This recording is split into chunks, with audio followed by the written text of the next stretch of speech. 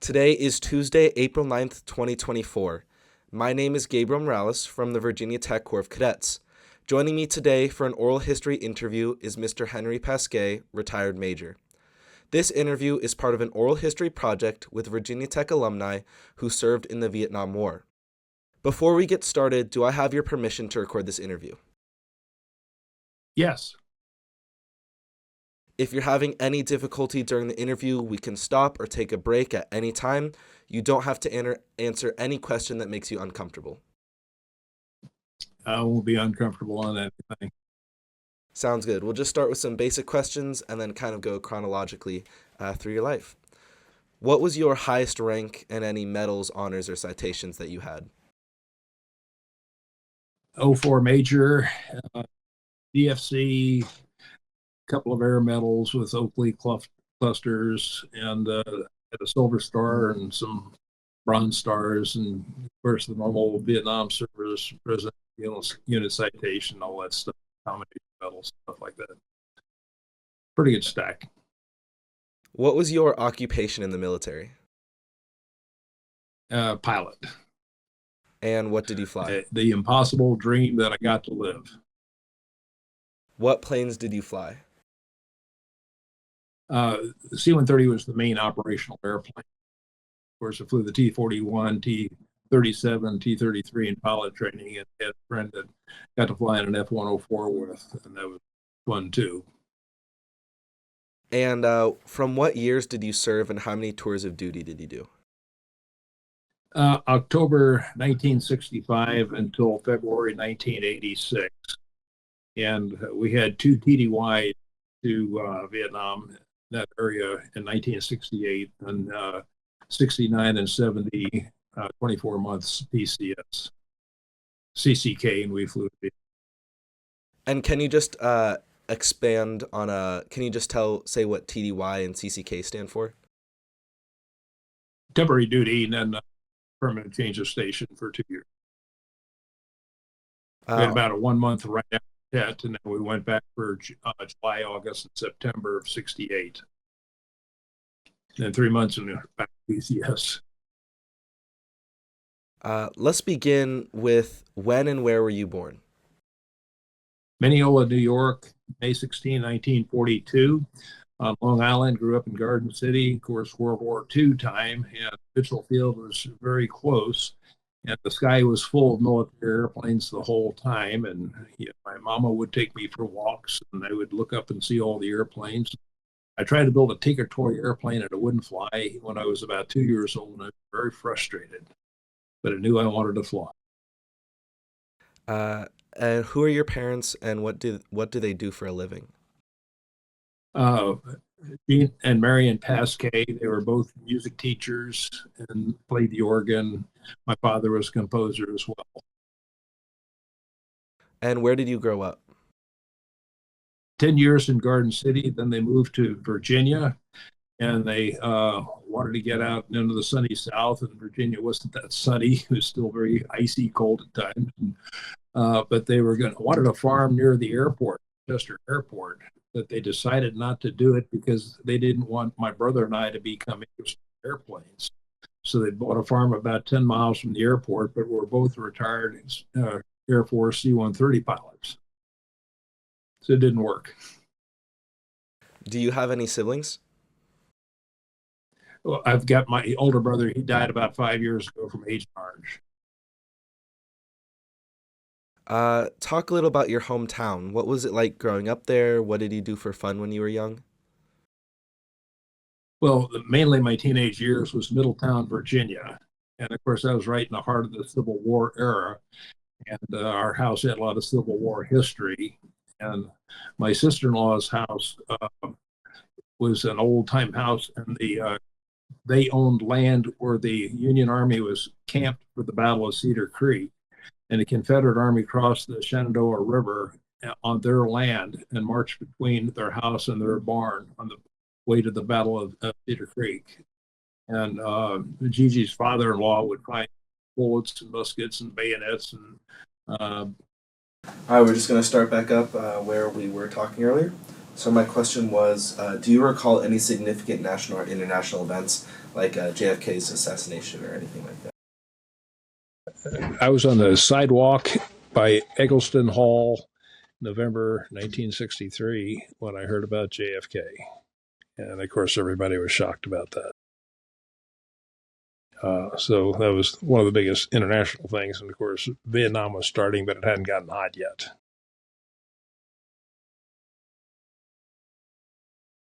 Where did you go to high school and when?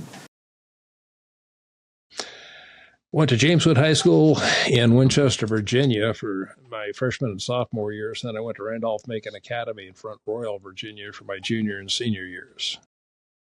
Did you work during high school? I worked as a waiter at Randolph-Macon Academy to help pay for the tuition. I also ran track, and one of the advantages is being a waiter, we had unlimited access to food. And I would come in and drink a gallon to a gallon and a half of milk after every practice at track. So I did a number of events: high jump, broad jump, low hurdles, high hurdles, 100-yard dash when I was in high school. In college, I just did the broad jump and triple jump. And what were the reasons that you joined the Corps of Cadets? Well, I wanted to be in the military. I wanted to be a pilot. That was always my dream.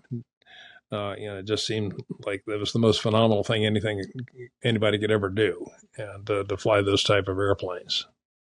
I didn't know it was dangerous at the time. Right. Okay. What were your most memorable experiences at Tech? A number of things. Of course, starting out, I was just the normal guy and, drank, smoked, and cussed and everything like everybody else. But we enjoyed flag football and then, running track. Then my junior year, I was running track. I lettered in track. We'd always get medals in the broad jump and triple jump at all the state meets and Southern Conference track meets. And then it was around May of my junior year. We were at Wake Forest, and my foot slipped on the broad jump board, and it was wet in the morning, and it flexed my knee backwards, and I couldn't jump. I could run, but I couldn't jump. So one of the most memorable things is we had to go to the Southern Conference track meet about a week later. And it was in Virginia, I think Wake Forest or someplace, I don't remember exactly, but my knee wouldn't work for jumping, which was my event. So I had to work on a term paper. So I went back to Winchester and worked on that. And I was hitchhiking back, and a bunch of guys picked me up going back to Virginia Tech. You always had your little Virginia Tech bag back in those days, and it was very good for getting a ride. So they picked me up, and they told me asked me if I was a Christian. And I was a mainline denomination, dead church, quit going along with everybody else. We used to meet at Ruth's Tea Room, which didn't sell any tea, if you know what I mean. It was a beer joint. And, I threw questions at them. It was another 2.5 hours from Harrisonburg, where they picked me up back to Virginia Tech, and they kept throwing questions at him. And this guy would just open his Bible. He was a physics major named T. Drayden, and just said, "Would you please read this?" Answered every question that I had. Came back and saw me the next couple of weeks, and I just realized I didn't want to go where I was headed. And I just gave my life to Christ, and I felt 200 pounds lighter, but the track season was over, and I only weighed 185 pounds at the time. And I would look at the ceiling and wonder if I was going to bust my neck bouncing up. It just felt so good, but it was life-changing. And then, of course, the following year, I was in the flight indoctrination program. And I was on the dean's list, and I was a distinguished cadet, so I was getting a regular commission when I got out. I had a Porsche Speedster, 58 Speedster, which was a neat little car, and everything the world could give me, but life wasn't worth living up until that time. I gave my life to Christ, and that impacted me the rest of my life. That's why I'm still alive, and I'll get into that when we get into the Vietnam part a little bit, too. But enjoyed that. I remember watching the Florida State football. They were number one. We beat them that year in '64, and I was flying over, looking down at a solo. So I was using my flight indoctrination program flights out of the Blacksburg airport to look down and watch a football game. So that was kind of neat. What are some of the most significant changes you've witnessed at Tech since graduating? Well, haven't been back too many times, but of course they kept building additional dorms and things and growing it. It was about 5,000 people when we got there, and I think we had about 8 Air Force squadrons and about 8 Army. And of course, it was all mandatory then, but then they dropped that where it was no longer mandatory. But we all had to do that for 2 years, and then you could opt out. I enjoyed track. We were going to track meets all the time, and it took a lot of time. So I majored in economics because you need to get the concepts. It didn't take very much studying. I made A's, and Dr. Schnitzer was my favorite teacher there, and Doc Allen, he gave multiple choice questions at the beginning of the semester. He said, nobody's ever gotten 100 on one of my tests. I kept getting hundreds on his test, and I'm sure he looked at me to see if I was cheating, but I wasn't. And I would argue, I argued him into a hole. I backed him up where he was without an answer on some economic issues. So really enjoyed old Doc Allen. Loved economics.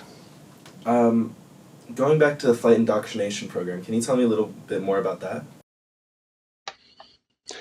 Started out in a Super Cub and soloed out in that. And then we went to Cessna 150s. And of course, we even had a solo cross country, as I recall. But it was just a real good thing. And then I finished up and added a few hours to it and got my private license before I went into the Air Force. And did you do that through Virginia Tech, or was it through the Blacksburg Airport? Virginia Tech. It was the Blacksburg Airport. They had 2 civilian instructors, and their pilot candidates went through that. Okay. Is that something that you had to be in the Corps to do, or was that just something you could do if you were interested in it? No, that had to be Corps cadets. You had to be selected for pilot training to do it. Why did you choose Air Force? In other words, you're going to try to see who can fly and who they could get rid of without spending money on. They did that with the T-41 also, and to see who they could eliminate. So they spent a lot of money on us. If you wanted to be a pilot, it was mandatory to do the flight indoctrination program? As I recall, it was, yes. Why did you choose Air Force? That was the only way to go. I thought about Navy, but then I didn't think it sounded like fun floating around on a boat for 6 months at a time and not seeing anything and being able to do anything else. In the Air Force, you go back home and live a life. So I thought it'd be fun to land on a carrier, but the Air Force was just much better, and we flew better airplanes anyway. Cameron Bay, I used to race the boats, Navy boats. I beat them every time. My airplane. Talk a little about Air Force ROTC and what did you have physical requirements? Do you have a class you'd have to go to? I think it was 3 hours a week classes. And we had some very good instructors. I remember Colonel Fenton, when they wiped out the B-66s at Benoit. Around 63 or 64, he used to be a B-66 pilot, and I remember his nonchalant attitude toward them wiping out all the airplanes. And Captain Appleby, made Major too. He was one of my favorite guys, and we'd talk flying a little bit, and just very interesting interacting with people like that. And Major Winters was another instructor that I was extremely fond of. Very good people, very close to them. Go ahead. What can you tell us about your first days in the service? Of course, we had the summer camp, which wasn't really fun. But then in pilot training, right after we got there, one of the people in the graduating classes was on one of his last flights in the T-33 and had to flame out in a traffic pattern and punched out too low. He was married. And they told us he hit an 18-inch pine tree with his body with the chute just ready to deploy, and it was strung out behind him, and he broke the tree in 3 pieces. So that was our introduction to pilot training. And I can't remember, they had a sign, "Day since last accident." I can't remember him getting him past 60 days since the last major accident. We lose an airplane every couple of months. A lot of flame outs in the T-33s. What was it like going through basic training? We didn't do basic training. Well, it was that ROTC summer camp that we went to. After my junior year, I went to that. And it wasn't like the Army or any enlisted camp. This is for officers. And we had athletics and things, and it was interesting. I think it was a month and a half or so for that, for the summer camp. How did you get through the summer camp? Did you make any lasting friendships with anyone? We all went our ways and lost contact. Lynn Edney was from Virginia Tech, and he and I were very close. We were in the same little group going through that. He ended up flying F-4s, and he's one of these guys that's not on the wall. He was in survival training in the Philippines, and they had a mudslide that killed him.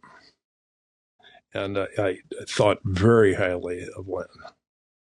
He was the class of 64. So he was the same graduation year as you, or? Well, I actually took a year off and went out and worked a year and realized what I was missing and went back. So I finished up in 65, but I'm class of 64 technically, yes. And Ronnie Randolph was another good friend, and he flew F-4s, and he got shot up over the north. But he had the same philosophy I'll talk about. I wasn't going to bail out, and I'll tell you why later. But he made it feet wet over the ocean and punched out, and they picked him up, and he visited me in Hawaii when we were there in the 70s. And real super guy. I had 2 classmates that were POWs for quite a while. Tom O and Myron Donald, and they gave us a briefing on their tortures, which unbelievable. And Myron and I had the same instructor pilots in T-33s, but just getting into the pilot training part. But when I was solo, he was dual, and vice versa. And he was an academy guy, but he washed back a class, so he was in R class, C class instead of B class. Tom O. Well, Myron was shot down in January. I think it was 68 or 69. I'm not sure. But then Tom released ordnance, and it blew up with a defective fuse, and it wasn't supposed to. They thought they'd had it fixed, and he was badly injured. He did some escape and evasion for a couple of days, but the NVA finally got him. But he was very badly hurt. But Myron helped keep him alive in Hanoi Hilton. But Tom was a very good friend with John McCain and helped him on his campaign. And at the 2008 Republican convention, Sarah Palin introduced Tom, and he stood up and waved everybody on national TV. So he helped him quite a bit, very close to John McCain. That you don't know how those guys suffered, how endured that torture. Again, I went through the black box. I'll talk about that in a little bit, but they weren't going to get my body. That was a good decision. When did he first learn about the war in Vietnam? Well, it was coming on. You'd heard little tidbits about it, but when we were in pilot training, we didn't have any televisions, but we'd turn the radio on, and we were coming back from the flight line and things, and hear, well, we lost 12 airplanes, and we were just hoping they wouldn't run out before we got our airplanes on that. But it was pretty bad. The tremendous losses back at that time, particularly the 105s. Took a horrendous loss. We had a navigator in pilot training, Larry Granquist, that was in an A-26 squadron. And he was a navigator back then, and he came to pilot training as a captain. He was the old guy. And he told us they lost half their squadron. They were doing strafing runs, and the wings were weak, and the wings broke off.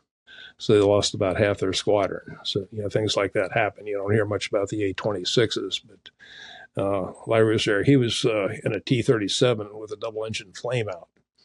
And he couldn't, what the 10,000 feet, you started the ejection process if you can't get it restarted. So he raised the handle, ejection handle, and nothing happened.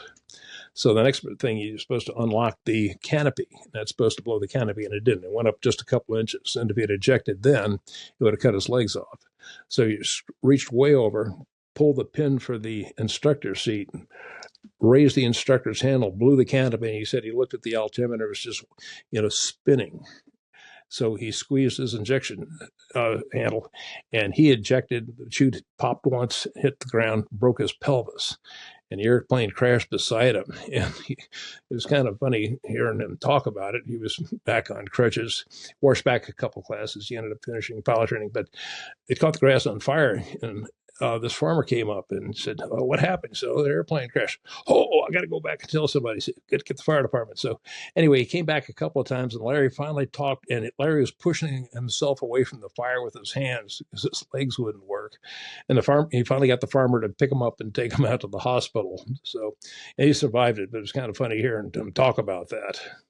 I saw him later in Vietnam, but he was married in pilot training, but he was divorced by the time he got in Vietnam. So one of our losses, we had a number of losses there. At what point did he realize he might go to war? Oh, we knew it right away. Just a matter of time. They weren't going to finish that one up soon. So we were going to be there. But again, you start out cocky. Everybody's going to get shot down but you. You're there for 28 months, and every time you take off, you look at the ground, you say, I'll never see that again. I'll never put foot on that again. And it gets very depressing. And you get careless because you say, well, you're not going to make it anyway. I can remember flying around Da Nang, the mountains west of Da Nang, and I was going to just let down through the clouds without nav aids. I was just so tired, I didn't care. I'd been there too long, and the crew talked me out of it, and I let them talk me out of it. But, I was just too tired. You get to the point where you don't care anymore. That's when you've been there too long. 28 months is way too long. Do you think obviously no one should have to have been in that position, but do you think there was a specific switch where you just kind of quit or, were kind of done with caring when you were in the air? A specific time or memory? Well, you just get complacent. You get careless as the whole thing on that. You hope you'll make it back, but you get to the point you don't think you will. But you just keep going day to day, and first thing you know, surprise, you're back. You made it. It's a surprise, but it was just too long. Can you remember what it was like arriving in Vietnam? Yeah, again, we was over there 3 different times. The first was right after Tet. We went over there for about a month, and I remember we landed at Dong Xoai, and it's just a old French road with a rubber tree. Okay, I think we're working. But anyway, it's just the nose wheels were on the paved road, and the main tires were on the side of it. And then couldn't get any radio contact. You had a bunch of people in black pajamas run off into the jungle, and you got to wonder what was going on that. So it got a little exciting. Not the most excitement for the first time. Then we went back TDY from July through September. And, we had some incidences there. My brother's, our squadron replaced my brother's squadron. He was flying B models. We were flying E models. And he had an appendix operation at Cameron and got infected. So he was at the ICU at Tachikawa. And I got to visit him there some. And there's one guy I'll never forget. I can still see his face very clearly. A little bit heavy set, a little dark complected, but he had no arms, no legs, not even nubs. They were absolutely, totally smooth at his shoulder and at his waist. And they picked him up and handled him like a baby, but he never cried. Very mature guy, but I can never get that out of my mind. Today is Thursday, April 18th, 2024. My name is Gabriel Morales from the Virginia Tech Corps of Cadets. Joining me today for an oral history interview is Mr. Henry Pasquet, retired major. This interview is part of an oral history project with Virginia Tech alumni who served in the Vietnam War. Before we get started, do I have your permission to record this interview? Yes, you do. If you're having any difficulty during the interview, we can stop or take a break at any time, and you don't have to answer any question that makes you uncomfortable. I'm not uncomfortable at all. I'll do great. We stopped last time right as we were about to start talking about when you went into Vietnam. Is there anything from before that you would like to talk about again? There's several significant events I'd like to bring from pilot training forward. First of all, the T-41s that did very well, so the flight leader picked me as a student, just kind of a humorous thing. And he was a screamer. And we had these little maps of Alabama, and it was all cotton fields and little roads, and I couldn't tell anything apart. And I would always get lost. And he'd scream, and he was going through a divorce. He had a bad attitude. Where you going out of here? What are you going to do? So if I'd be going north, I'd do a 180 and go south. I figured if north took me out, south would take me back in. So this went on for about 3 missions. And finally, I just couldn't take it. And I snapped. I rolled it over, went full power, pulled 6.5 Gs until I was about to pass out. And I rolled out, and he was zonked out. And it took him several minutes to wake up. He never said anything. I never said anything, and he never screamed again. Then we had another incident, not quite as good. Mataway was from Morocco, and he had a night soul, and he couldn't fly instruments, but they said if they sent him back to their countries would shoot him for disgracing their country, so they let him stay on. But they found his wreckage the next day. The airplane hit supersonic, but he punched out, and his neck and arms and legs were broken. And they found out the zero-delay lanyard on the T-33 wasn't any good, so we had to disconnect it. It was going behind your arm. The seat was bashing in people's heads. They had several people with broken heads. Again, we were losing an airplane every couple of months. So they said just disconnect that and use 100 feet from minimum ejection altitude. But we were searching for his canopy, and I got lost, so he took the little compass out of my survival kit. And then on Labor Day, 1966, Sal Giardini and I took a trip back to Virginia to see my family, and I had a conference there, and he wanted to see his girlfriend in Roanoke. And it was about a 50-mile-an-hour wind out of the northwest, perpendicular to the mountains on the way back. And I knew about mountain flying, but he didn't. And I let him fly it a while and was playing with the map, and he flew us into a box canyon, and we couldn't get out. The airplane snapped and went straight in. Fuselage broke in half. It's in the Mayday book you get in the Smoky Mountains National Park by Jeff Wadley. But we made it out of there using the compass. But I learned a very valuable lesson that saved my life. Never trust anybody.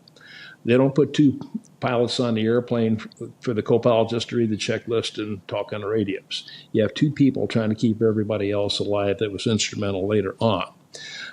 So that was quite an experience. Everybody said I ought to fly fax afterwards because I knew how to land in trees. But we had 250 assignments. Most backseat F4s did not interest me. That's a navigator's job.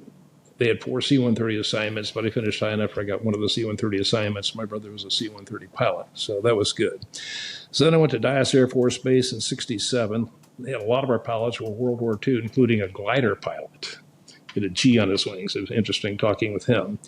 And we had an incident in around July 67. My aircraft commander was Major Al Wilkerson. And we were at an air show, and we were supposed to be a static display, but he wanted to show everybody a spiffy takeoff. So our takeoff speed was 105 knots. He held it on the ground to 125 knots and pulled it up at about a 30-degree angle. And I saw the airspeed fall off, and going through 100 knots, I took the airplane away from him. Second lieutenants don't take airplanes away from majors.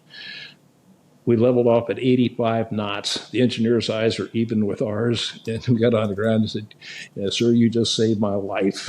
He said, I saw 85 knots, 125 takeoff speed, hanging on to props. But anyway, 3 years later, he killed himself. I'll tell you about that because he was not a good pilot. But that's the first time it saved my life by checking that out. So then the next significant event would be CCK. well, no, we went TDY. We had Tet Offensive in, of course, January 68. We had about a 1 month TDY, and that's when the Dong Zoi thing happened. And then we came back, went through survival school. And in that, they gave us torture. They called it the black box. So the first time, I kind of just spread my shoulders out and everything, and I could have stayed in there all day long. But the second time, I said, I want to see what this is like. So I allowed them to crunch me into the thing like you normally would have been. And every muscle in my body cramped at the same time. It was such intense pain. I never experienced such a thing. But everybody is screaming and begging to be let out. These are all air crews, pilots mostly. And I said, I will count to 100 and then I will scream.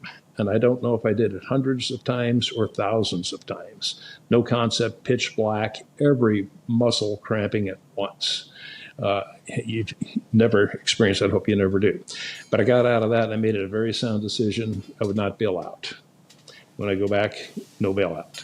They're not going to get my body. Then we went back in another 90-day TDY, July to September, the end of September in 68. And nothing really eventful happened there, but my brother had appendicitis surgery in Cameron, and he was a 130 pilot too. So we were in Tachikawa, and I went to the ICU, and there's one thing I'll never forget. This one guy had his arms and legs blown off without even stubs. They were absolutely smooth, where his arms and legs where they handled him around like a baby. But he never whimpered, never cried. And again, I got a lot of videotapes. I still see this stuff. And he was a real gutsy guy, and that was very impressive. So we came back. I got married in October 6th, got back October 1st. And 3 weeks later, we're going to Alaska. And they just put the Mac air crews and airplanes into TAC. And I was at Dias again in Abilene, Texas. And we were going to Alaska. And we hit the heaviest ice I'd ever seen in my life. We're about 100 miles from land, even with the U.S.-Canadian border. And I kept saying, hey, let's get out of this ice. I was upgrading to aircraft commander myself, still co-pilot. Let's get out of the ice. Nah, I can handle it. And it was dark in the airplane. The ice was so thick around the airplane, even at noon, you could barely see, almost needed lights. And about that time, I lost number 3 engine. So it was my job to shut it down. The TIT dropped down to, and the RPM, but then the TIT went up from 200 to 977 to shut that down. I was running the cleanup checklist and wondering if my brother would give my wife the $25,000 life insurance policy. That was all I was thinking about. And number 4 did the same thing. So the engineer and the aircraft commander said, shut it down, shut it down, shut it down. And I looked at it, and then the TIT and the RPM both came back. So number 3 blew out the turbine. Number 4 ingested the ice, so we made it back. But if we'd shut down 2 engines on one side, we would have spiraled into the ocean. And they said, well, we would have lasted, I think, 4 minutes with the survival suit and 2 minutes without it. So either way, nobody had ditched the C-130 at that time. So then I went on to CCK from there, and that started my normal Vietnam tour. And in February 69, the of course was 68, this was 69, I might have had that wrong. We were at Song Bay, and we had the top and the bottom of the Song Bay mountain. The runway was right beside it. And we started getting mortars. That's where we got the nickname mortar magnets. There's nothing else worth hitting their mortars on. So we had 30,000 pounds of artillery shells on, and we were just waiting there. We had a new loadmaster, and he was very slow. They released the locks, and we should add the power and drive out and let the pallets just drop out the back. And he just was waiting, and every time the mortars were coming in and exploding, and they were walking them in on us. And my heart was beating so hard that I saw flashes of light with every heartbeat. And, every time you inhaled, you wondered if you ever exhale again. You exhale, you wonder if you ever inhale again. But finally, the loadmaster said it was ready. I shoved the power, and the tower called and said, the runway's closed. I said, I don't care. So I went out and took off, and they put a whole line of mortars right down the runway, just about 100-yard intervals right behind us. So that was kind of exciting there. Like go on a few of these other things. One of the big problems we had was sabotage. For about 3 months in a row, we'd have airplanes take off from Cameron Bay and blow up. And you get the wrong airplane, you're dead. So that was kind of a bad feeling. But then I was in 130 ops, and this crew came in, and they were visibly shaking. You've heard about that, knee shaking and everything. So I asked the navigator, what happened? And they took off, and the radar didn't work. So he took the steps out, was crawling under the flight deck to see if there were any loose cannon plugs, and he saw something fall. So he trapped it with his hand. And he looked, and it was a coffee cup, paper coffee cup with a hand grenade with a pin pulled. And he said he reached back and got that. And he said, I could never do that again. It was such an awkward thing to do. But he came up to the flight deck just shaking, holding this thing. And they came back, and we were told that a Marine had been putting these hand grenades in the airplane. Now, nothing happened. There was a congressional investigation that was covered up. I know that personally. I was asked about it, and they covered it up. I was told about it anyway. And I think that Marine probably was an MIA. So that was not good on that, but very unnerving on that. Then I do want to slow you down real quick, and can we just go back to your first day in Vietnam, and then kind of talk a little bit more about the Tet Offensive, and then we can come back to what you were talking about? Okay, I was a co-pilot. Jack Wren was the aircraft commander, I believe, on that. He was a captain. And of course, I remember they had found out after we'd gone into Tan Son Nhut, they had AAA on the final going into the runway there. And then we were at Tan Son Nhut, and they were bombing a citadel with the A-1s just north of the runway. So other than that, you go there, you think you're bulletproof, but after you're there a while, you realize you're not. And what do you remember of your first day in Vietnam? Very little, quite honestly. It was kind of routine. We were expecting it.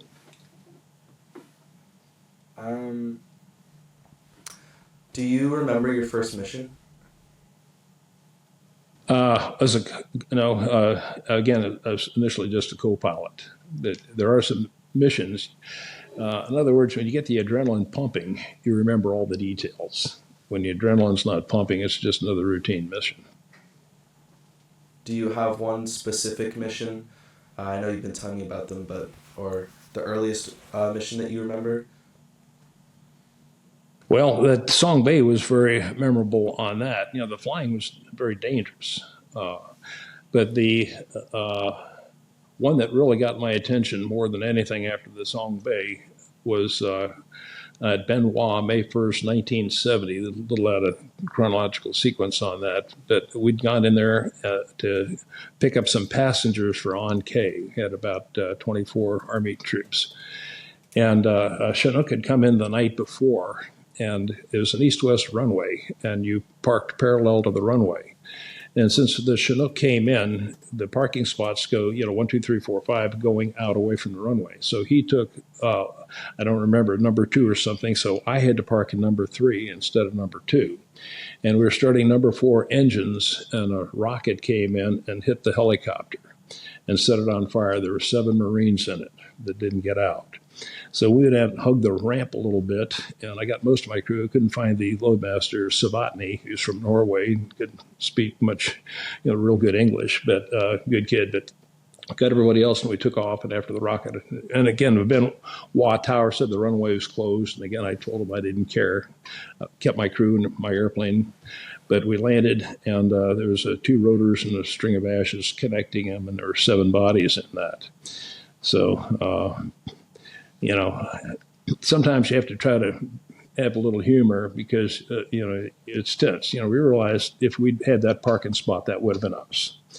So we got the troops back in, and Savatny got on the No, the navigator got on the intercom and said, the PA system, and said, now you're leaving the safety of Benoit. We're going to take you where the action is, on K. And he had this bag of laughs, and he played that, trying to break the tension. He had to relax. And then we went back to the intercom, and he said, are they laughing? And Savant, he said, they don't got no sense of humor. They're not laughing. So, but you have to try to release tension. But that was a very intense time. Another time, there was a guy named Gunkel. He was a captain. He was an aircraft commander. And every time we lost an airplane, it bothered him. And one time he was on the crew bus and he got drunk. He pulled out his 38. We had a little 38 Smith & Wessons, and he was waving it around. So they busted him down to co-pilot. And I had to take finish up one of his sorties in Bangkok. And we had 16-hour days. We were exhausted, hot. It's about 3 o'clock in the morning coming back into Bangkok. Tropical thunderstorms popping all over the place. And we got our navigator to vector us onto final approach. And I'd flown the first half in the left seat, and Don Hard had an upgraded aircraft commander, but he was still flying as a co-pilot.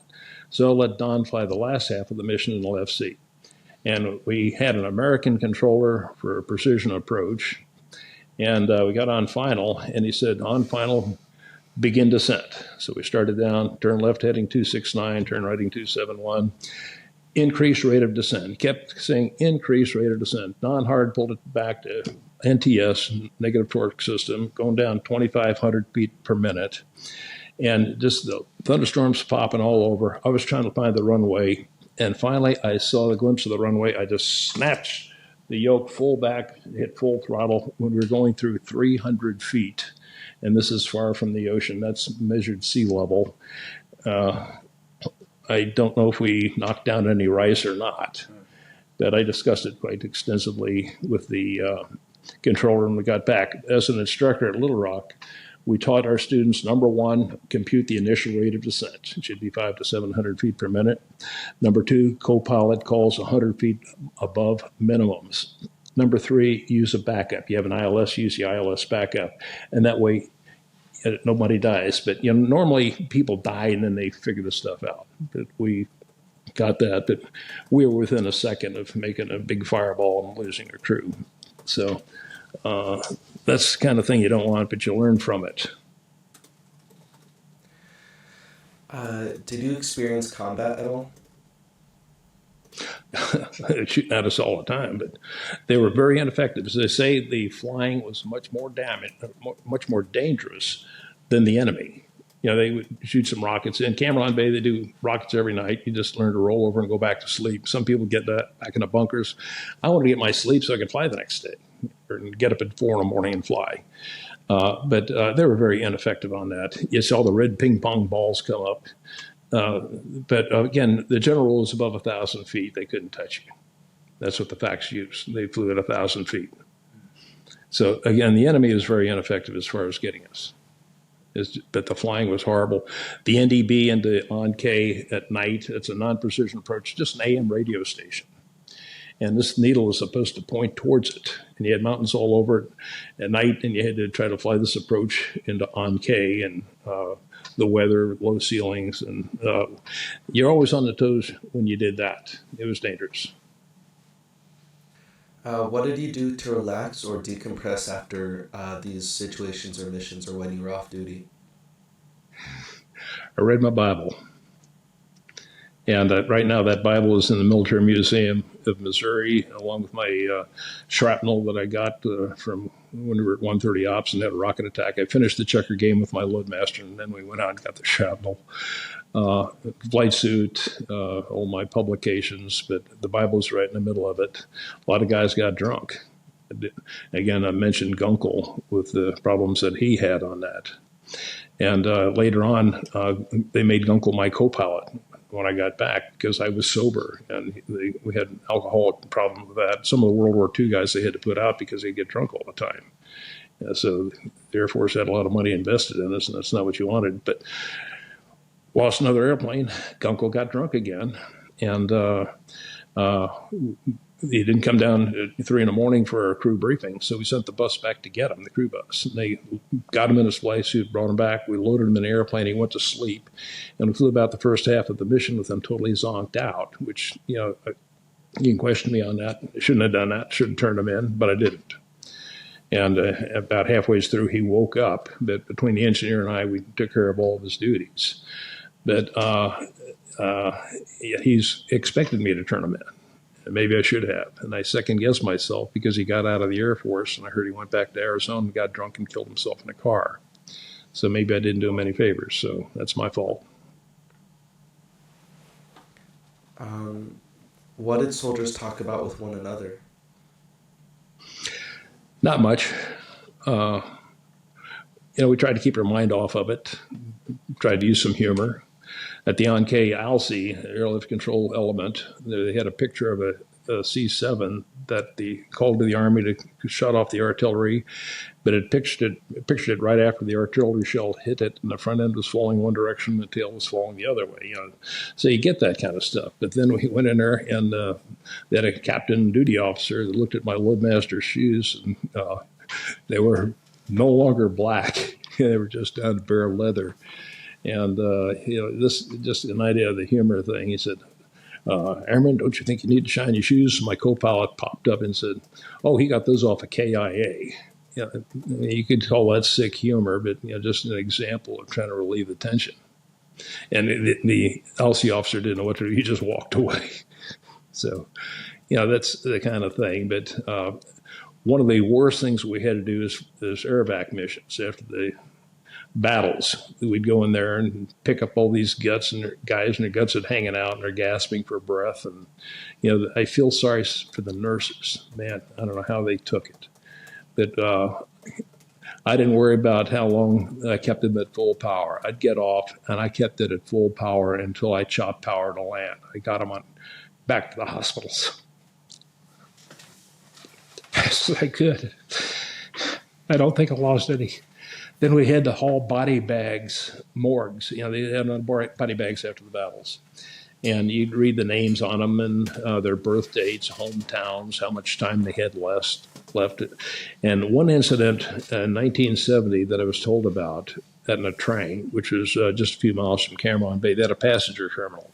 The guys had finished their tours of duty, wanting to come home, and they're waiting for the airplane, and the VC got the terminal with the mortar and killed most of them. That was real sad. But, the kind of thing happens.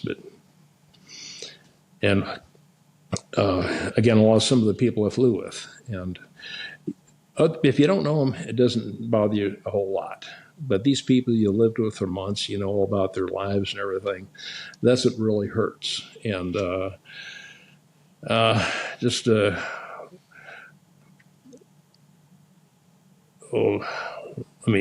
get down to Rick Thomas.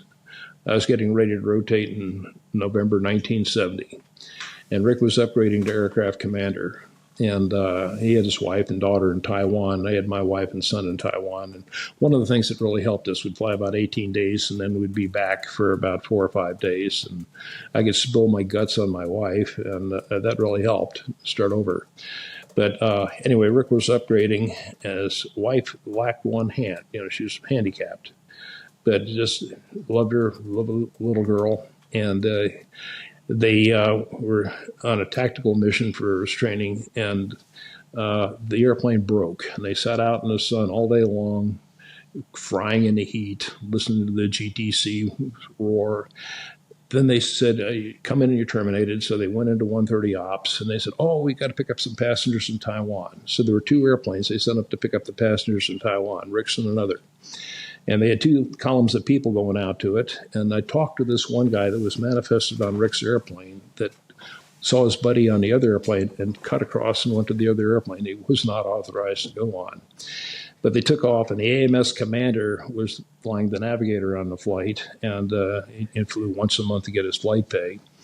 And they had thunderstorms, and Taipei gave them 1,000 feet lower than what they had requested. And the navigator was trying to miss thunderstorms, and he hit a mountain 25 feet below the top at 250 knots. And I won't get into the details on that. But it took them about 8 days to find Rick's airplane. And before they found it, my former aircraft commander, Major Wilkerson, was training students at Little Rock, and there were two lieutenants, and they were doing stalls. And knowing him, he had the two lieutenants in the seats, and he wasn't. He was very lackadaisical. He's an old B-47 pilot.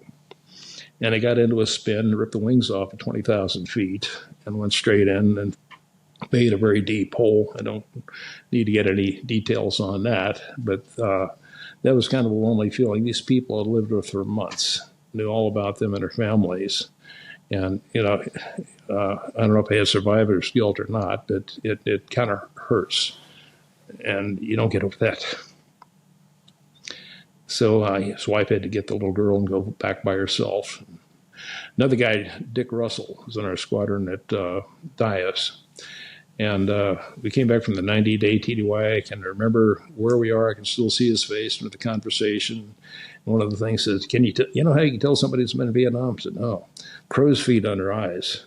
Oh, okay. So anyway, he said he was going to get out unless he could get a fighter. So he got an A1 to play coup, and he lost the engine in the traffic pattern and was killed.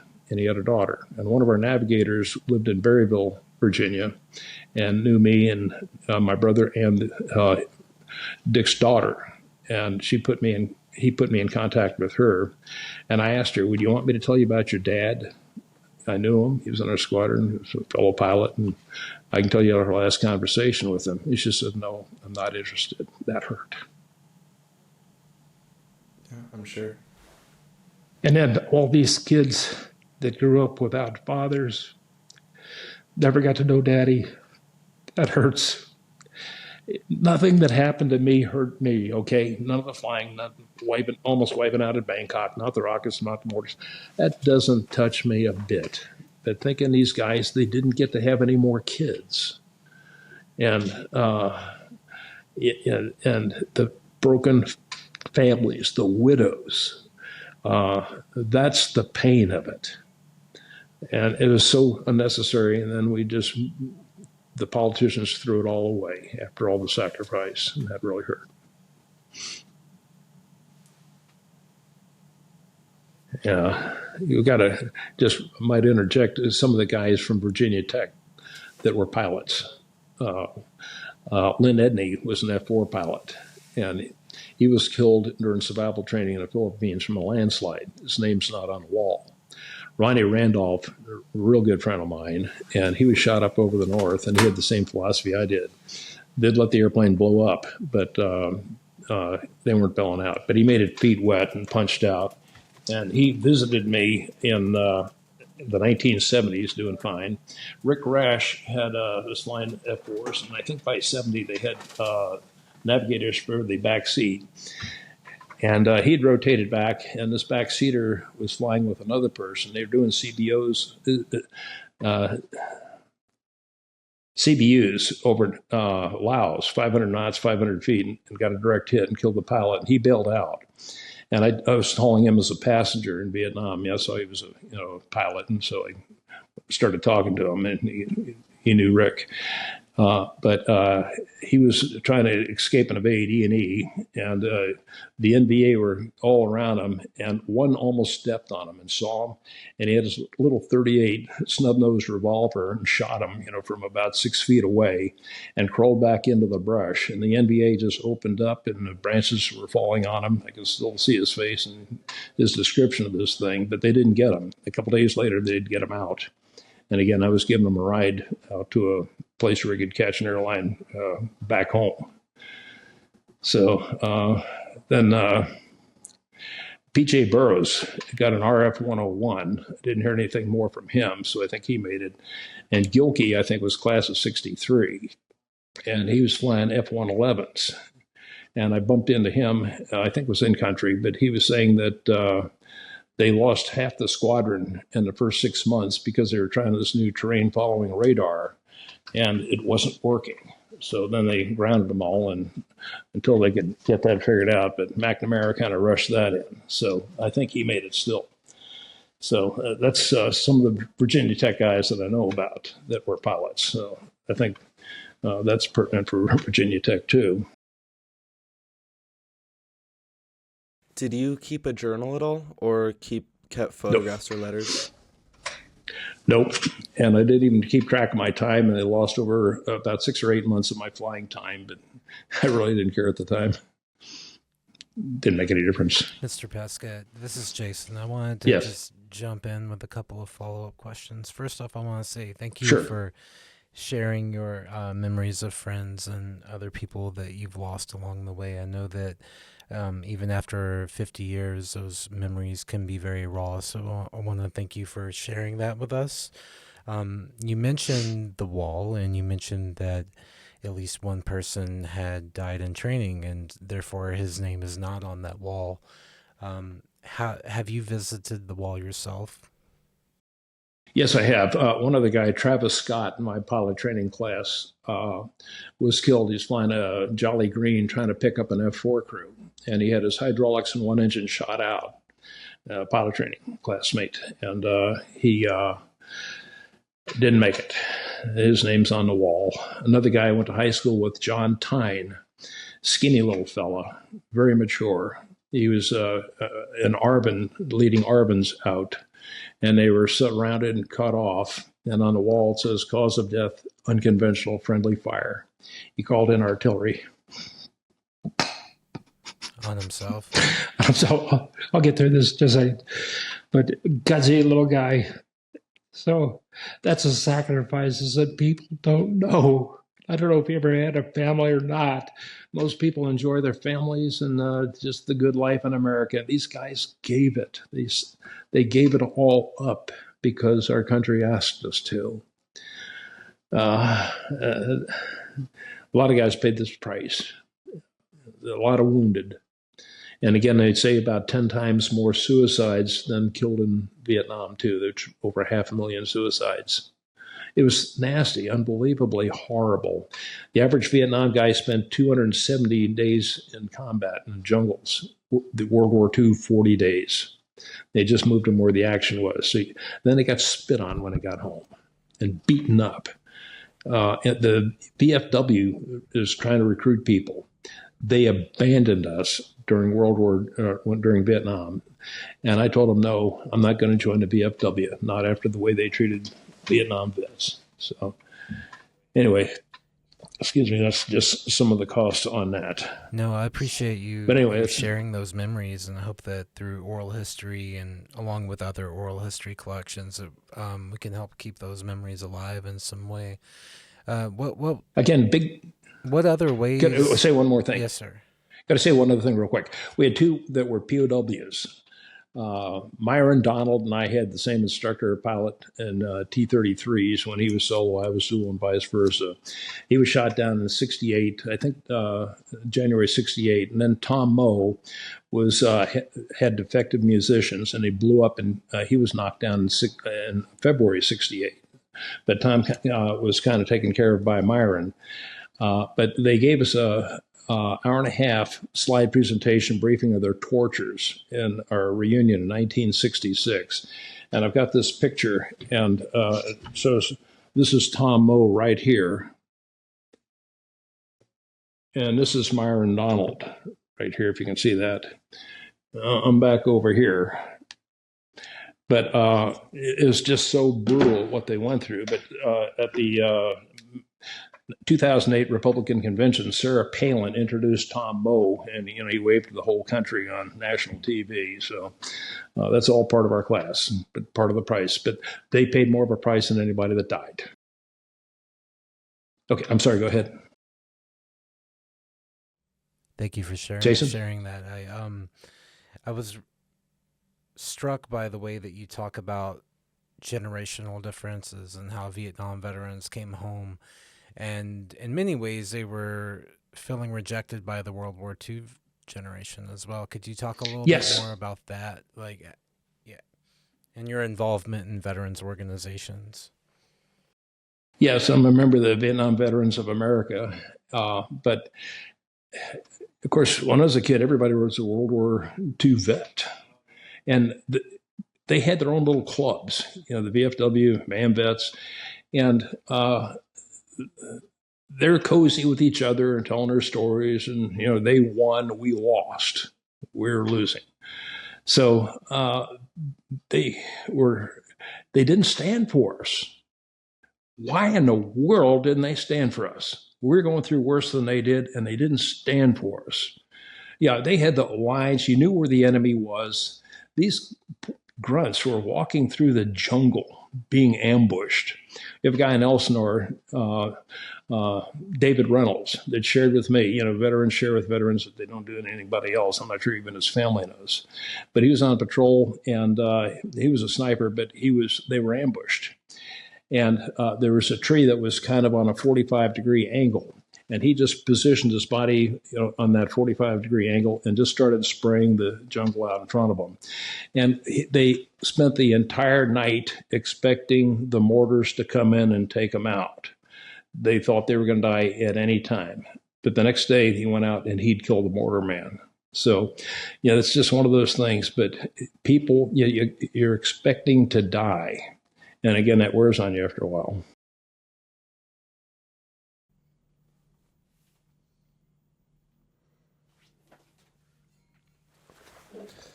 I'm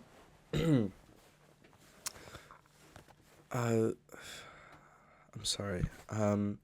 Did you ever, were you ever exposed to Agent Orange? Oh, yeah. I've had 2 heart surgeries due to Agent Orange. My brother died from Agent Orange about 6 years ago now. He had AFib and it killed him, but I've had 2 heart surgeries. But I'm still going. They got me patched up right now. But so many of these guys are still suffering from it. My apologies about your brother. And quick point. We had an instructor pilot in pilot training. He was a captain. I can still see his face. He was a ranch hand pilot, 123s, spraying the jungle. And he told me, put this on the record, this is important. He told me face to face, part of their initiation when they went to the ranch hand squadron was to drink a glass of Agent Orange because the government said it was harmless. I had another one of my classmates that was a ranch hand pilot. I don't know any ranch hand pilots that are still alive. And then the lines would burst. They would be soaked head to toe in Agent Orange, and they'd have to putter back at about 150 miles an hour in their 123s, and some of them would stay and drink at the club before they'd take a shower. So that went into their skin.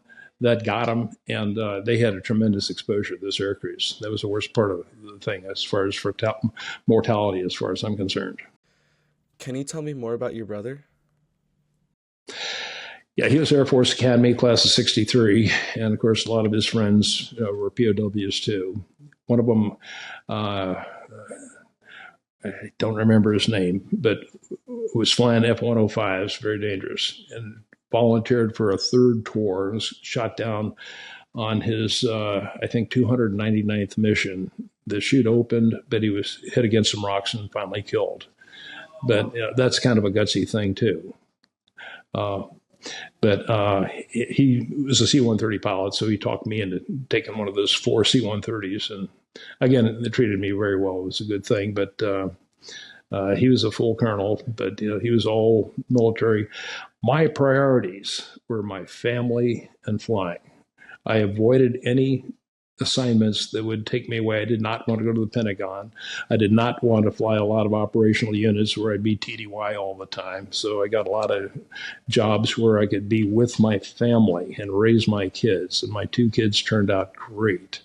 They're super productive people. My youngest boy went into the Army. I would not let them go into the Air Force and fly airplanes because it was too dangerous. My mother had 2 sons in the Air Force. It must have really gotten her. We were both overseas, flying in Vietnam at the same time. So that was not good for her. Is there anything else that you'd like to say about your brother? I remember you mentioned he had a surgery, and you visited him in Vietnam. Yes. They had an infected appendix. They would open the side up and fill it with hydrogen peroxide and it would all bubble out. And again, there was that one guy with no arms and legs. And they had another kid there that was had some surgery, and they were playing with his little blonde-headed kid. He'd cry all the time, just drive everybody crazy. That's about the main thing on that. Otherwise, it was pretty routine that summer. But I mean, I picked the worst years, 68, 69, 70. They're about the worst years of the war. So how I picked that, I don't know. I guess I didn't have any say. But one thing, you see who dies and who lives. And you come to one conclusion. There, but by the grace of God, go I. But I had a little bit of advantage because I knew that my sins were forgiven. And 2 Corinthians 5:8 said, absent from the body is present with the Lord. I'd look down at my flesh and say, well, maybe I'll be shedding that for a while. But, other than that, I knew where I would be. So that's a good thing. And a lot of guys didn't have that. And I think that bothered them worse. That's why I didn't have any bad effects from it, where a lot of guys did. Henry, what was your brother's name? George Arthur Pasquet, class of 63 at the Academy. And he passed away from Agent Orange related medical problems? Yeah, I think that was 2018 he did. How long between your understanding of that you were affected or your brother was affected by Agent Orange before you got any kind of VA benefits or treatment related to that exposure? He never got any because he was dead. It took maybe 6 months or a year after my open heart surgery before I started getting benefits. I got the MRSA infection afterwards too. It kept me really wiped out for a few months. I was losing weight and no strength, and I was really messed up for a while. But I got my strength back now. Well, then I had a stent, and just a few years ago. You seem like a man who's come to peace with or at least to terms with your experience in Vietnam, but do you ever feel any sense of resentment or betrayal from the U.S. government for exposure to Agent Orange, or the kind of the lag between the U.S. government knowing about these effects and veterans getting benefits for it? Well, again, hopefully they were just ignorant. Now, let's back up. When we were kids, we had a television set. We lived just across from the school in Garden City, New York. And the whole class would come over and watch the nuclear tests. They would blow up the bombs in the 1940s, and the whole class would watch it. They would put World War II veterans 1,000 yards from ground zero to see the effects on them and the survivability. They would put their glasses on, and they could still see their bones through their flesh. They were irradiated. They killed them. World War II guys, they didn't deserve that. That was a total sham. Nobody mentions it. Human experiments with our veterans, World War II veterans. So, we got some Agent Orange, but the government's good to us overall. And of course, they've got the burn pits from Iraq. My boy had a collapsed lung from the burn pits when he was in Desert Storm 1, my son Hank. And I want to thank veterans organizations for fighting for those benefits. I know it was the Vietnam Veterans of America primarily that organized and lobbied Congress to recognize those health-related effects. So thank you for your organizing as well, on behalf of other veterans who experience these complications as well. Well, I really didn't do anything. I was a victim, but I really didn't help. So other guys did it, so I thank them for doing that too. I don't get any credit for that. Go ahead. How would you say you got along with your brother in your earlier life? Outstanding. He was my best friend. We'd talk for hours together and call each other 2 or 3 times a week, clear up until the time he got a stroke. So he had a farm in Strasburg, Virginia, and he was out with his grandkids putting in fence posts, strong as an ox, but he had the AFib. Then he got a mild stroke. His speech was slurred, so they went to the hospital, and the nurse, without checking with the doctor, OD'd him on blood thinners, which hemorrhaged his brain, and he died 2 weeks later. So it was kind of a malpractice on that. But I really miss it. I was just getting him back into flying again, too. Did you live in the same town as him? Well, he was in Middletown or Strasburg, Virginia, and I lived in Elsinore, Missouri, so we were quite far apart. But we tried to see each other several times a year anyway. I got a lot of times on the telephone.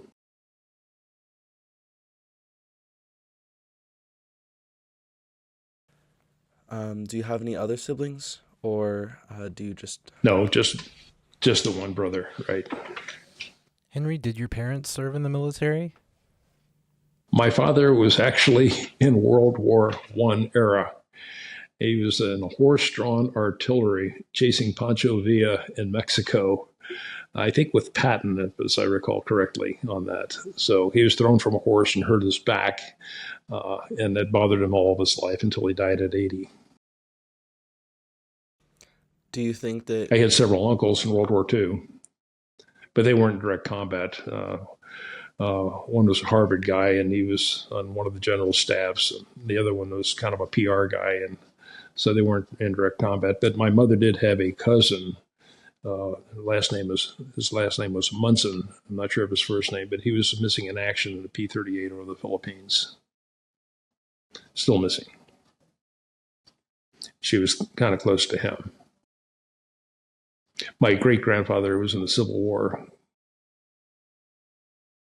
Do you think that your father encouraged you to join the military?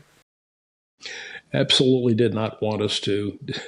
And as I mentioned earlier, that they wanted to buy a farm near the airport, and they did not buy it because they didn't want us to be interested in airplanes and fly. And we're both Air Force pilots, retired Air Force pilots. It didn't work. They might as well bought the one by the airport. But I understand. I didn't realize how dangerous it was until you get in there and start doing it. Go ahead. Were your parents upset when you and your brother decided to go to Virginia Tech in the academy? No, I think they were honored by it. And I know later on, my father was very proud of us for what we'd accomplished. He had two sons that were Air Force pilots. What's the odds of doing that? Did you and your father ever talk openly about your military experiences? Did you have an honest conversation with him? No. That's just something that didn't come up, and I don't think I mentioned much to my mother either. I spilled my guts to my wife quite a bit, and she suffered. And every time we lost an airplane, the wives would get together to find out who the widows are going to be. And then Judy Lloyd, Ted's wife, my first co-pilot, came in one time and told her that our airplane was missing. So that was hard on her with a little baby. What about with your son who served in Iraq? Well, he wanted to be in Army, and he loved it all the time. And we'd be at Bellows, and he'd put on this little Army outfit that Wanda made for him, and go back on all the trails and pick up the spent bullets from the exercises they had there. And that's all he ever wanted to do. So he got his 101st Airborne during Desert Storm 1. And then he got out a little bit, went back. But then they tried to re-enlist again, but he had the collapsed lungs from the burn pits. So the Army said he was not qualified to go back into the Army, so he applied for disability, and they turned him down. So I don't know how you can be unable to go into the Army because of your collapsed lung from the burn pits, but you can't get any disability. But that's where he stands right now. Wow. So it's not a perfect system. Not at all. I'm curious if you two ever talked openly about either your experiences in Vietnam or his in Iraq. Not very much. I did not discuss much with my family on that, the kids anyway. I guess they may find out now, but I hid it all these years. And when I retired, I didn't let anybody know that I was in the military. Well, one of the beautiful things about this project is that you could have a chance to leave a message for your family members or for students like Gabriel. And I apologize, Gabriel, if I'm talking too much in this interview. I'm very, very captivated by this story. But anyway, we just kind of hid it, didn't let anybody know. You always wore civilian clothes when you went off base. But being around the military bases, we were more sheltered than some of the people in San Francisco and places like that. we supplied their economy, so they were a little bit nicer to us around the bases. But I got out and a few other experiences I might mention while I was in the Air Force after Vietnam. I could go through that very quickly if you'd like. Of course. Okay, we got out November 70 and went to Hanscom Field, and we had some all specialized airplanes, electronic systems division airplanes. And one of the missions was to fly weather profiles over Wallops Island with some specialized equipment to detect raindrop size while they calibrated the weather radar. So that's where you got your Doppler radar. Now, all I did was fly the airplane. They did all the other stuff on that, but that was interesting. Then I was the chief of quality control, and at one point, all the airplanes were grounded. Nothing worked. And the director of maintenance had an eye injury, so he had to be gone for a few weeks. So they made me acting, young captain, director of maintenance. So I walked around the table. We had civilians doing all the heavy maintenance, and they were good friends of mine. But I walked around the table for about 45 minutes, looking at each of them in the eye and said, "You're going to get these airplanes flying, or you will be fired. Do you understand me?" And I'd look each of them in the eye and tell them that. And they left very quietly. And a week later, every airplane, for the first time anybody can remember, was operational ready. So we got their attention. But the other deputy DOM was making civilian jokes, ridiculing them. So they weren't helping them any. But again, it's a matter of leadership and doing things right on that. But that was kind of a good experience. But then we left, and Hickam, the IG said the Hickam airplanes at the 65 94th Test Group were unsafe to fly. So I was about one of the only flight test maintenance officers in the Air Force. I flew FCFs or wherever I was, functional check flights. So I was sent to Hickam on that. So that was kind of interesting over there. One experience, though, I had these fevers spiking twice a day and breaking, and I had to go to the altitude chamber at Eglin, and I was just sleeping all the time that I wasn't in the flight that was simulator. I'm sorry, that was simulator at that time. But the doctor said, "Well, if I put you in the hospital, you're likely to be here a long time." So I made it back to Hickam and saw the flight surgeon, and he put me a tripler in the terminal ward. There was another guy dying of brain cancer, and we watched him die. But I got weaker and weaker. And finally, I couldn't see. I had double vision. Everything was blurry, and it was comatose. And they weren't giving me any feeding tubes or IVs. They were letting me die. And my wife got together with the pastor, and they prayed. And in just a matter of seconds, I felt this tingling starting from my head. And I woke up. I could see. And I was surprised when my hand pulled the sheets back because I wanted to call my wife. And when I called her, the line was busy. They were still praying. And I was healed and I went back. But that was quite an experience there. So the flight surgeon later told me he thought it was Hodgkin's disease. And that's why he put me in the hospital. So he expected me to die. So again, it's good to have some divine intervention once in a while. You get old that way. But I did a lot of FCFing. We got the quality control working real well. Then we went to Minot Air Force Base. And I was a FMS supervisor. We had 300 people there. And then I was the acting FMS and AMS commanders for a while, too. And we had a drug problem in AMS. And I had a health and welfare inspection. And we cleaned that up and got rid of all the drug people. The dorm chief was the guy that was supplying the drugs. So he was just impacting everybody else. So we got rid of him. Then I went to Little Rock, and that was close to my farm. We'd gotten a couple of farms in the 1970s in Elsinore there. But I was an instructor and an evaluator. And one of the things happened, I got a couple of things. In 1983, I got to fly the 3-engine takeoff training film. We had a film crew come in, but I didn't know about it. So I was home making hay, and they kept the film crew there a week until I came back. We had 4 squadrons of pilots, and they didn't let any of them do it. So when I got back, I flew the 3-engine takeoff video, and as far as I know, they're still doing that, actual 3-engine takeoff and a windmill taxi start. And then the following year, 84, we had a oxygen fire that burned the nose off of an E model C-130. Lockheed didn't have any more E's, so they got an H model and put an H model nose on it. And they held that for me. I came back and they said, your students are canceled.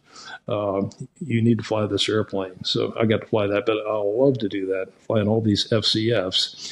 But then when Wilkerson crashed in 1970, they canceled all stall training. And they were starting to get stall accidents again. So in 85, they reinstated stall training, but nobody had to do stalls. But I've been doing them for the last 19 years. So I trained all the pilots in the 16th Tactical Airlift Training Squadron, they did all the basic C-130 training. And they went out and trained everybody else at Little Rock and around the world. So we started that. And the whole thing, spin is a stall plus yaw. All you do is keep the ball in the middle, use your rudder pedals, and don't let the yaw in there. You can stall it all day long. So we trained everybody, and it knocked out the stall accidents.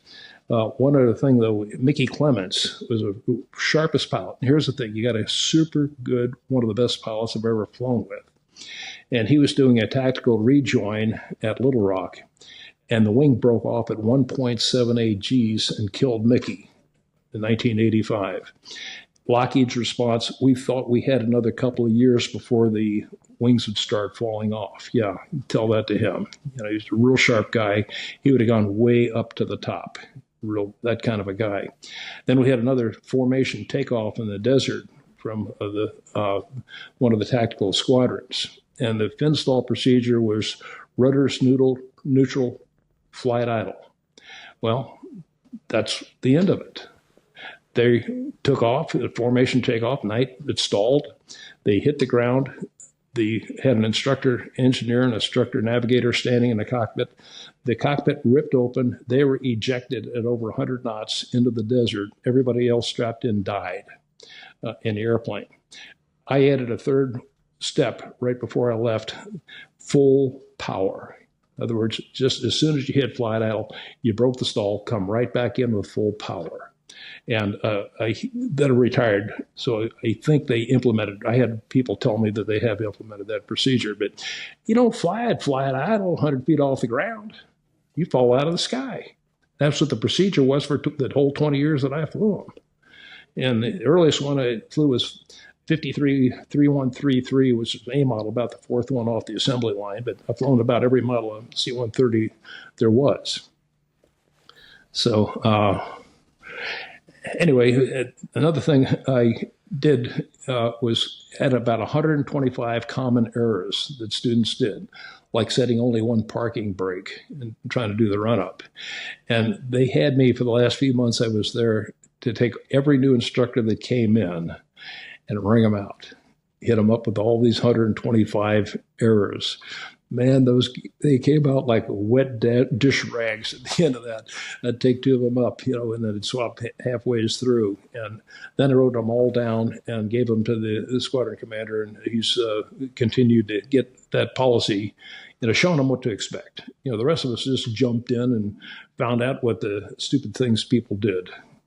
I had one guy landing at NKP in Taiwan, let the co-pilot land in a rainstorm, and he pulled 3 and 4 into reverse and left 1 and 2 in flight idle. I slapped that up, and we discussed it later. The airplane yawed that the runway was wet enough that we didn't go off the runway. But we try to get these procedures where people don't make mistakes. Procedures that'll keep them from killing themselves. So we trained them. So we had a good time doing that. I enjoyed Little Rock. Yes. Just for the record, because we're kind of jumping all over the place with time. Yeah. You served in Vietnam from 1968 to 1970. How long were you enlisted? What was your major years of enlistment? October 1965 to February 1986. So after 1970, you were engaged in a lot of training? No, 1970, I went to Hanscom Field, and then 73 to Hickam, and 77 to Minot, 1980 to 86 at Little Rock. And what was your primary occupation during those post-war years?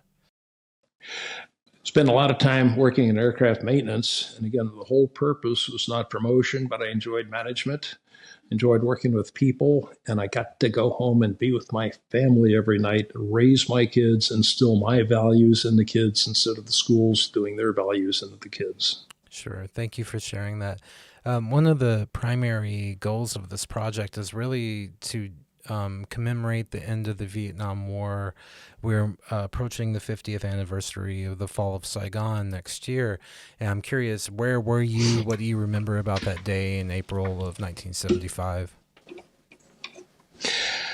Of course, the big thing I remember is around March 73, seeing the POWs come back. And a couple of things on that. They said that they expected to be shot down until they got well over feet wet. They still didn't expect to survive it. And then they finally realized they're going to survive. And they mentioned their encounter with Jane Fonda. Now, this is right from them, Tom Moe and Myron Donald, if you want to go to get it right out of their mouths. But one of the POWs slipped Jane Fonda a note saying he was being tortured. Jane Fonda pointed to the NVA and said, "This one hasn't been tortured enough." They took him out and tortured him until he died. And Hanoi Jane is still riding high and free, as far as I know. She might have died recently. I think she's got some health problems, but nothing was done about it. These guys suffered so much. I'm not man enough to take a day of that. And those guys went through around 5 years of it. It was horrible. 4 or 5 years, really nasty stuff. They're the heroes, along with some of these nurses, as far as I'm concerned. But nobody suffered more or is less recognized than the POWs. I give it all to them. Hey, it's nothing to die. You do that and do it painlessly. And the Air Force dies very painlessly. The grunts, see their buddies shot up and blown to pieces and have to haul their pieces out. We didn't do that. You just have dinner with somebody, and then you take off on your mission. They don't come back. A couple of people like that. Colonel Shea, who's our ops officer at Dias, saw him in Saigon. We had dinner with him. He had to go out. He didn't want to fly C-130s in Vietnam because he thought he'd be killed. So he got a job at Saigon, but he had to inspect airfields once a month. He was with a helicopter crew, and they got in a rainstorm, and he was killed. So, you can run, but you can't hide. And then Myron Donald had dinner with him, and then he was shot down just a short time after that. So he did survive, but you just don't know. But it's very clean, very sterile. You don't see anything gory. You hear about it, but you don't see it. Where the Army guys saw all the stuff, and that was much worse on them. And they spent more time there. At least we got back to Taiwan every month to see our families, and that was a tremendously healthy thing for us to do. But again, 28 months was too long. Just started giving up on it. That was too long. Saw too much.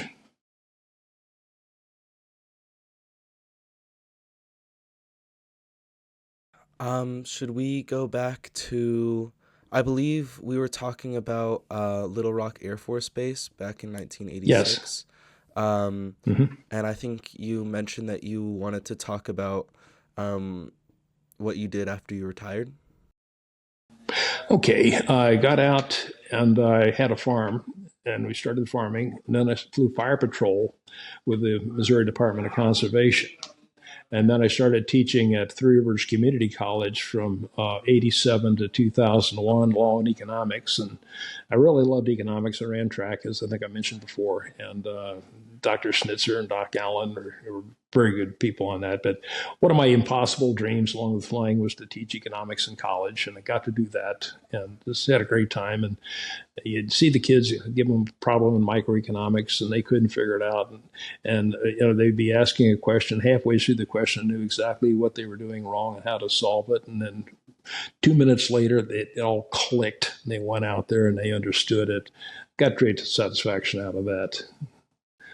So just really enjoyed the law. There's one of the most popular courses on on the campus, and very useful. They used a lot of practical examples, and it was very beneficial to everybody. Again, one of the most popular courses on campus. But I did that to 2001, and then I got out. I became a pastor of a church, and I was trying to do that. And I was president of the school board at the East Carter R2 school district. So I had the farm, the church, the college, and the school board, and then I had squamous cell carcinoma in 2001. And the dentist said I had a 95% chance of being dead in 6 months. Well, that didn't work out. They cut out part of my jaw and a couple of teeth, but I survived that. But that's been a very important thing. But when I've been farming all along that too, we got about 125 head of cattle, I bale about 100 acres of hay, and in less than a month I'll be 82. I'm still going at it with a repaired heart and enjoying it. So I've had an interesting life. Can't complain. But I just like to honor these guys that have paid more of a price than I did. I got through pretty cheap. I didn't pay much of a price on that. But some of these other guys did. I got to raise my family. I got to enjoy such wonderful things. Got to go out and shoot 1,000 yards and win a national championship on that. And won a championship on model airplanes, indoor electric duration, sent some records on that, and built some small airplanes. Got to know some very phenomenal people in my life, and just I couldn't have had a better life. It's been fantastic. Yeah, and this is the purpose of this project, to be able to honor those people and remember them. And again, we can't do enough. Chuck Yeager once said, you don't have to be great to be famous. You just have to keep living. Well, I'm not famous, but I kept living. And these other guys didn't keep living. Otherwise, they'd be in my place. So it took a little direct intervention there, but here I am. Thankful for it. Still trying to be productive in life. Trying to help people. Oh, one other thing, honor flight. Went on that 2017. And we went from Missouri to, of course, Washington.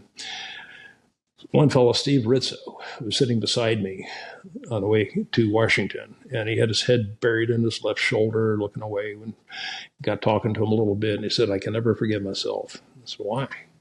I killed 12 Marines. I can never forgive myself. And they'd removed half his stomach. He spent most of his life in VA hospitals, and guilt. And I said, number one, we weren't helping old ladies across the street. What we did was dangerous.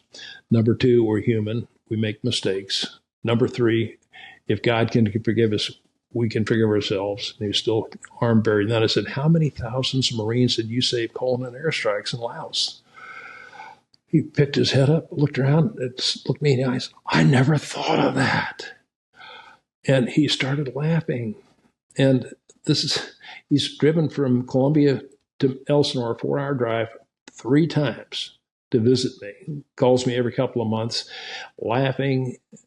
It turned his life around, but it clicked. In about 2 minutes of time, we broke the code. And this is why the honor flights are so good. And I might be going on another one. I want to help people. I want to help veterans. But a lot of this false guilt, beating themselves over the head. And they went to shrinks for 50 years and took all the drugs and everything. That doesn't solve anything. I have yet to meet a veteran that's been helped by the VA on PTSD. Not one. There might be some out there. I just haven't met them. And I met this one guy in Poplar Bluff. The doctor's office, got talking to him, and he says the first thing he does every morning, he gets out of bed, looks out of his window at the ridge line for Viet Cong. That was about a year ago when I talked to him. War's been over for a while.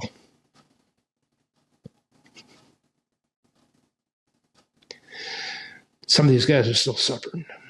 But everyone will say there, but by the grace of God, go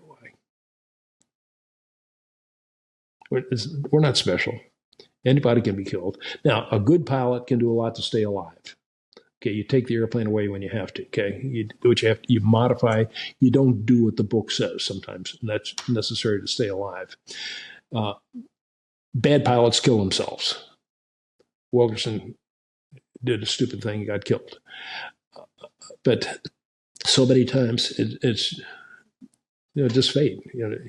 You can't explain it. Good pilots die, some bad pilots survive. So it's just hard to explain. Looking back on it, there's not much rhyme or reason. Who makes it and who doesn't? Most of my classmates are dead now. All kinds of different things. Less than half of our flight graduated on time. So, it's quite a thing, quite an experience. Yeah.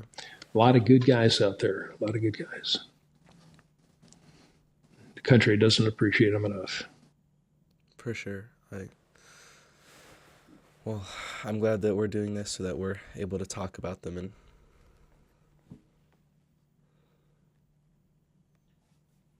yeah, I appreciate that, being able to tell it on that too.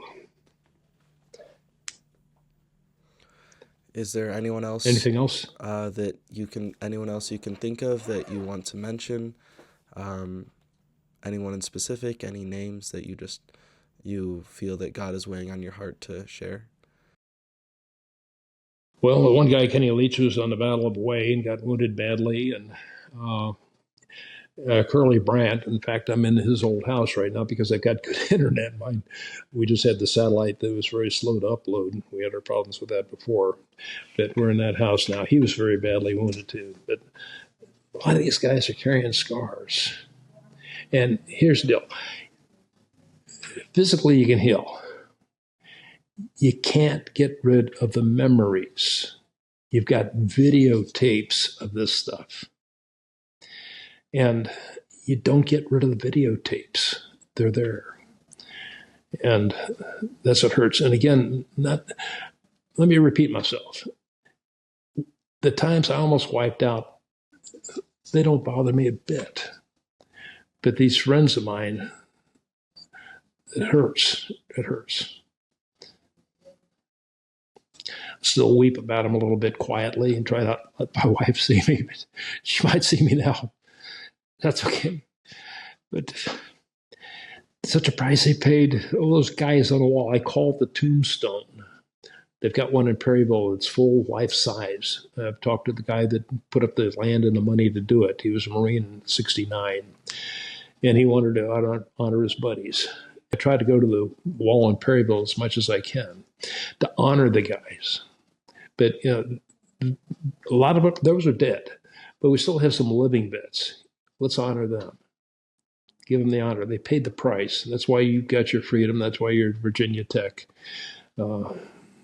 We used to be on the upper quad. We started out in the lower quad, and then we moved to the upper quad, Eggleston. I think I was in room 202. I remember on that. It was kind of just one off the corner room. But I enjoyed my time at Tech, and quite an experience. Back then, by the way, a little history, quickly on the history. We could keep loaded deer rifles in our rooms, and there were no locks on campus, and nobody was shot. Have things changed? Very much so. It's the people, difference in the people, and the way they were raised, and a relief system too. It's a great campus. Do you have any more questions for me? Henry, what kind of advice would you give to the current class Corps of Cadets who may unfortunately see war in their lifetime? What would you want them to know to better prepare for that reality? Number one, you're not John Wayne. You're vulnerable. Just appreciate that. Count the cost. I hope our country remains worth the sacrifice. A lot of things are happening. It's not the country we fought for. So I admire anybody that'll still go out with all the problems that we have in our country right now. But it's still not perfect, but it's still the best country on earth, right? There's no better country than America still, right? We got problems. Hopefully we're going to get through them and get things straightened away. It's still the best. it was worth me investing my life. If I'd wiped out, it'd been worth it. Okay. That's the way it is. I still wasn't going to bail out. Related to that, what kind of advice would you give to veterans of the recent wars in Afghanistan, for example?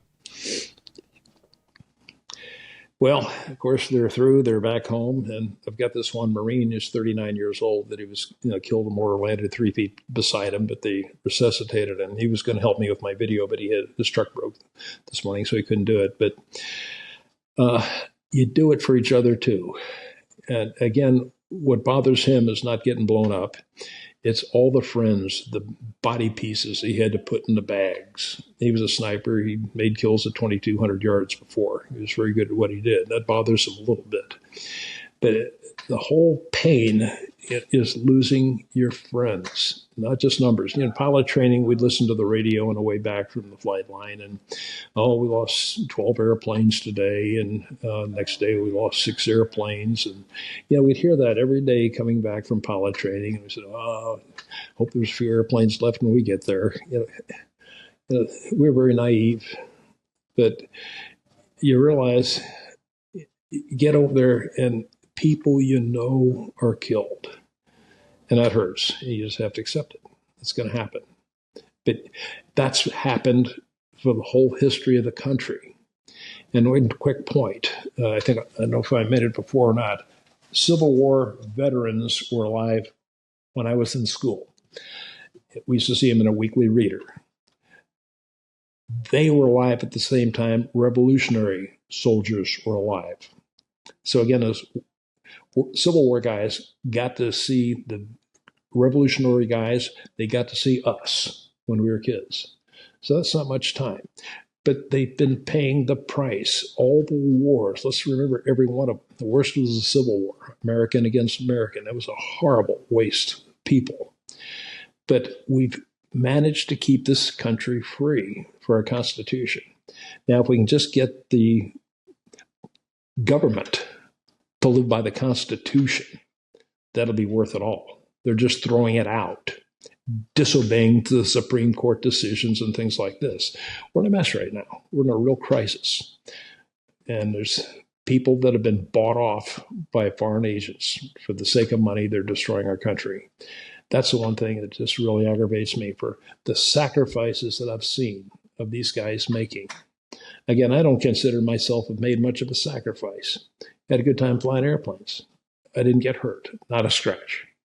So what sacrifice did I make, except losing some of my friends?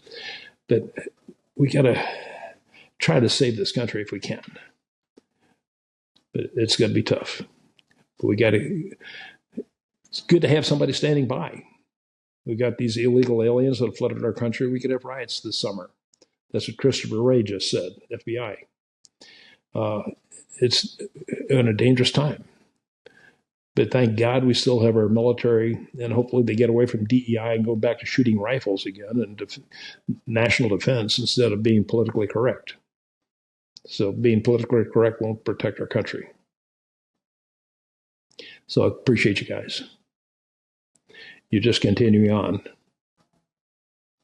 But you're talking to a guy that was alive with Civil War veterans who were alive with Revolutionary. We tie in. Okay, we're all part of it. And you'll be around a long time after I will.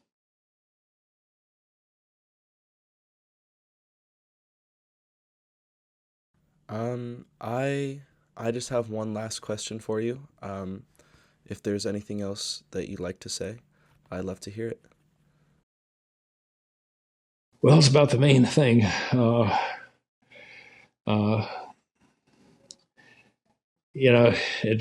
was very honored to be a pilot. This Vietnam Veterans Association, I'm the only pilot. Very scarce. There not many, so few. And I was honored to be selected for that and to go through. Again, we lost a lot of people in pilot training, and just to make it through, and then to make it through a full career, who could ask for anything more? And then, my whole life has been so fantastic. My experience at Tech, running track and everything, and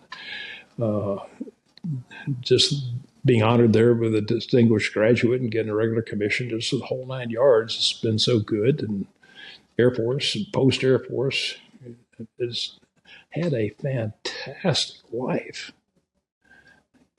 My fun meter is pegged out. Can't ask for anything more than that. It's good to still be alive. Praise the Lord. Amen. But I appreciate the interview and being able to do this and put these things down. And I might think of something I forgot later on, but I tried to get it all. And but I think that'll help on the overall perspective of it. The things that I experienced, I witnessed and related to you. Well, Henry, I want to thank you for your story and for your willingness to share your thoughts and your ideas and your memories and the names of the people you've lost along the way. After the interview, please stay on the studio for a few moments while we make sure that the file's uploaded. Okay. I'm honored for you to let me do the interview and tell what happened. Otherwise, it'd just die with me, Now it'll be on record. Sorry I got emotional a couple.